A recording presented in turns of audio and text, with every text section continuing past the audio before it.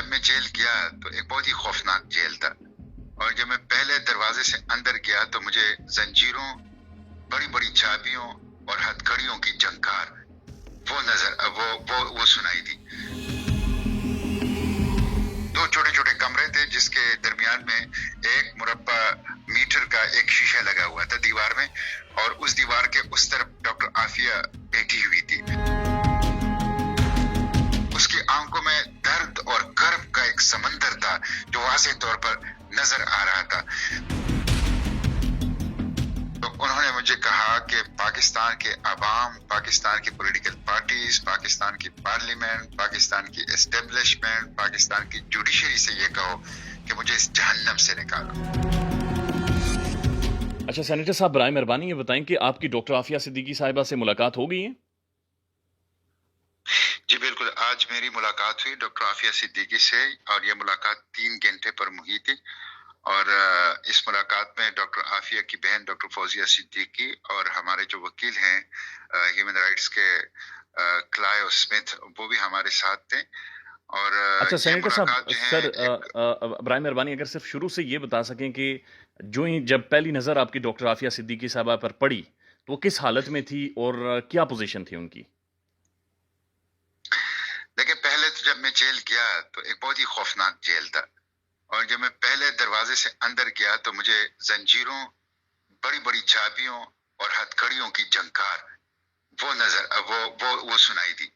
جو بھی بندہ جاتا تھا اس کے ساتھ بہت بڑی چابیوں کا گچھا، اس کے ساتھ زنجیریں، اس کے ساتھ بڑی بڑی ہتھکڑیاں۔ تو ایک بڑا، جب کوئی بندہ باہر جاتا ہے اور دیکھتا ہے کہ کوئی بھی عملے کا رکن جو جا رہا ہوتا ہے تو زنجیروں کی جو ایک خوفناک موسیقی ہے وہ اس کی آواز اس سے آتی ہے۔ تو ایک تو یہ ماحول تھا، پھر وہ بہت سخت چیکنگ ہوتی ہے،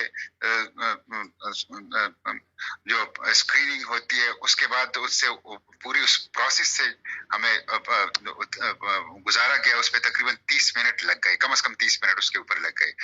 پھر اس کے بعد پھر بہت ہی اندر تقریباً کوئی 4 منزلہ مختلف بلڈنگز ہیں جس میں ہمیں لے جایا گیا، اور وہاں پہ 2 چھوٹے چھوٹے کمرے تھے جس کے درمیان میں ایک مربع میٹر کا ایک شیشہ لگا ہوا تھا دیوار میں، اور اس دیوار کے اس طرف ڈاکٹر عافیہ بیٹھی ہوئی تھی، اور اس طرف 3 کرسیاں، چونکہ 3 بندے 3 کرسیاں رکھی ہوئی تھی، اور درمیان میں ریسیور کے ذریعے سے، ٹیلی فون کے ذریعے سے ہماری بات ہوتی تھی شیشے کے آر پار۔ اور ڈاکٹر عافیہ بھی ان کے جسم کے اوپر بھی اسی طرح سے زنجیریں لگی ہوئی تھی؟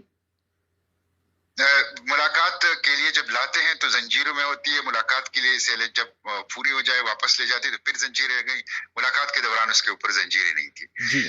تو میں نے جب پہلی نظر میں دیکھا تو سچی بات یہ ہے کہ اس کے چہرے کے اوپر ایک عجیب تاثرات تھے۔ اس کے ایک تاثر تو سکینت کا تھا، زبردست قسم کا ایک سکون، ایک سکینت، ایک دوسرا روحانیت کا تھا کہ اس کے اندر ایک نور تھا اس کے چہرے میں۔ تیسرا، اس کی آنکھوں میں درد اور کرب کا ایک سمندر تھا جو واضح طور پر نظر آ رہا تھا۔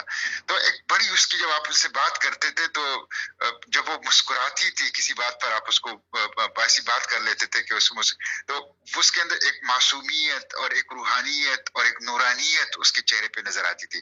اور جب وہ اپنے دکھ بیان کرتی تھی، اپنے بچوں کا، اپنے والدے کا، اپنے والدہ کا، اپنے خاندان کا، پھر اپنے ساتھ گزرنے والے واقعات کا، پھر روز جو اس کے ساتھ جیل میں گزرتا ہے، تو اس سے جو اس کے چہرے کے اوپر درد اور کرب کے آثار نمایاں ہوتے تھے وہ ناقابل برداشت ہوتے تھے۔ تو ایک امتحان تھا میرے لیے 3 گھنٹے، اور میں کوشش کی کہ میں ان کو زیادہ سے زیادہ انگیج کروں، زیادہ سے زیادہ ان سے بولوں، ان کے بارے میں معلومات لوں، ان کو حوصلہ دوں، ان کو ہمت دوں۔ کس بارے میں ڈاکٹر عافیہ اپنے بچوں کے بارے میں یا والدین کے بارے میں کس چیز کے بارے میں بار بار پوچھ رہی تھی یا زیادہ اس کے بارے میں ڈسکس کر رہی تھی؟ بس ایک تو جب آپ بچوں کا تذکرہ کر لیتے تو اس کے آنکھوں میں آنسو آ جاتے تھے، اور بس وہ دعا کرتی تھی بچوں کے لیے، اور پھر یہ بھی پریشان تھی، وہ خوفزدہ ہے کہ میرے بچوں کو کوئی مار نہ دے، میرے بچوں کو کوئی نقصان نہ پہنچا دے جس طرح میرے ساتھ یہ لوگ کر رہے ہیں۔ تو یہ ایک خوف ان کے لبوں پہ جو ہے وہ آ جاتا تھا، اور बेबसी की कैफियत में, एक लाचारगी की कैफियत में वो सिर्फ वो आंखों में आंसू लिए हुए वो बच्चों के लिए दुआएं कर। आपको पता है कि हम उनके बच्चों की तस्वीरें लाएं, हमें ये इजाजत नहीं दी गई कि हम उनको बच्चे की तस्वीरें दिखा दें। तो आप अंदाजा नहीं कर सकते कि उस किस गर्भ से एक माँ वो गुजर सकती है जिससे वो गुजर रही गुज़श्ता 20 साल से। उनकी अपीयरेंस कैसी थी डॉक्टर आफिया सिद्दीका की? चूंकि जो हमने तस्वीरें देखी हैं वो तो उस वक्त की हैं जब वो डॉक्टर बनकर पाकिस्तान आई। उनकी अपीयरेंस ये थी कि उनकी सामने के 4 दांत जो ऊपर जबड़े के 4 दांत हैं वो टूट चुके हैं, और वो भी तशद्दुद से टूट गए हैं। तशद्दुद से यानी मुंह में मारा गया उन्हें? हाँ बिल्कुल, वो तो मारते हैं, यहाँ तो बहुत तशद्दुद होता है। ये जो जिस जेल के अंदर ये है, ये बदनाम जेल है। इस वक्त भी अमेरिकन एडमिनिस्ट्रेशन का इसकी कई इंक्वायरियां चल रही है। ये सेक्सुअल हैरेसमेंट और रेप के लिए मशहूर है, और इसको जिस पोर्शन के अंदर इस जेल का रखा गया है उसमें इंतहाई खतरनाक कैदियों को रखा जाता है। इसके ऊपर मुसलसल 6 फौजियों की ड्यूटी होती है, इसको जंजीरें पहना के रखा जाता है, इसको मुस्तकिल कैमरों के सर्वेलेंस में रखा जाता है, और एक लम्हे के लिए भी इसको बगैर ऑब्जर्वेशन के नहीं छोड़ा जाता। तो गैर मामूली एक तकलीफ देह माहौल है जिसमें वो जिंदगी गुजार रही है। तो डॉक्टर सेनेटर साहब, बाहर जो कुछ हो गया, अलकायदा ख़त्म हो गई, अफगानिस्तान के साथ अमेरिका ने बैठ के मामला ठीक कर लिए, सारी चीज़ें सॉर्ट आउट हो गई, डॉक्टर आफिया को बाहर के मामला के बारे में कोई इल्म था कि क्या कुछ हो रहा है? डॉक्टर आफिया के बाहर के मामलात में हल्का फुल्का इल्म था, लेकिन उनका हाफिजा खराब हो चुका है, कमजोर हो चुका है। उनके जो नफ्सियाती तौर पर थोड़ी सी वो डैमेज हो गई थी, चीजों को गुडमुड करती थी, मिस इंटरप्रेट करती थी, और थोड़ी सी उनके नफ्स जो उनके बॉडी लैंग्वेज से पता चले नफ्सियाती, जाहिर है जिस गर्भ से वो गुजर रही है, रोजाना की बुनियाद पे गुजर रही है, तो वो थोड़ा सा उसके हाफिजे का वो था। मैंने ज्यादा छेड़ा इसलिए नहीं कि मैं उनको दुख नहीं देना चाहता। तो आप लोगों को देखकर 20 सालों के बाद डॉक्टर आफिया का रिएक्शन क्या था? चले, आपने तो बयान किया कि आप लोग क्या महसूस कर रहे थे, वो क्या महसूस कर रही थी? वो मैं आपको बताऊं कि वो थोड़ी सी, मतलब मैंने उनसे पूछा कि आफिया बहन आपको खाने में कौन सी चीजें पसंद है जी? तो उस बेचारी ने मुझे कहा कि मुझे अब किसी चीज का शौक नहीं रहा, मुझे बस ये है। मैंने कहा मेरा बेटा है, वो बहुत छोटा बेटा है, 10 साल का 12 साल का, वो बहुत अच्छे खाने बनाता है इस उम्र में, और उसको किचन का और खाने बनाने का बहुत शौक है। तो उसने मुझे कहा है कि आंटी से पूछो कि उनको कौन सा खाना पसंद है, ताकि मैं वो खाने बना के उनके नाम पे सदका किया करूं, अल्लाह के नाम पे उनके लिए सदका किया करूं।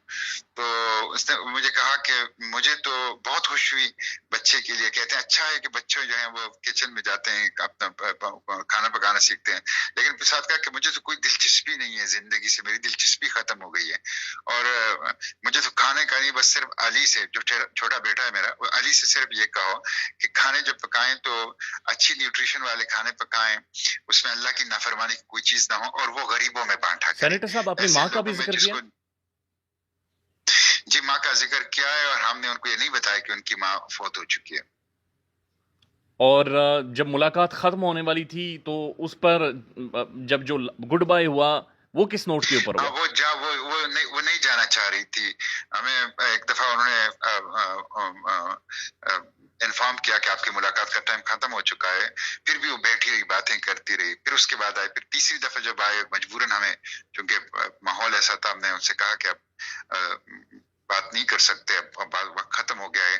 तो हमने पहले रिसीवर रखा, उन्होंने बाद में रिसीवर रखा, और वो देखती रही हमें जब हम कमरे से निकल रहे थे, और हाथ हिला रही थी हमें, और कर्ब की एक कैफियत में थी बेचारी। तो सेनेटर साहब, पाकिस्तानियों के लिए कोई पैगाम, हुकूमत से नाराज हैं, हुकूमत के लिए कोई पैगाम? मैंने उनसे ये पूछा कि पाकिस्तानियों के लिए आप क्या पैगाम देंगी, तो उन्होंने मुझे कहा कि पाकिस्तान के अवाम, पाकिस्तान की पॉलिटिकल पार्टीज, पाकिस्तान की पार्लियामेंट, पाकिस्तान की एस्टेब्लिशमेंट, पाकिस्तान की जुडिशरी से ये कहो कि मुझे इस जहन्नम से निकालो। उसने जब भी उस जेल का तस्करा किया, उसके लिए लफ्ज जहन्नम इस्तेमाल किया कि मुझे जल्द से जल्द जहन्नम से निकालो। सेनेटर साहब, बहुत शुक्रिया आपका। Thank you sir.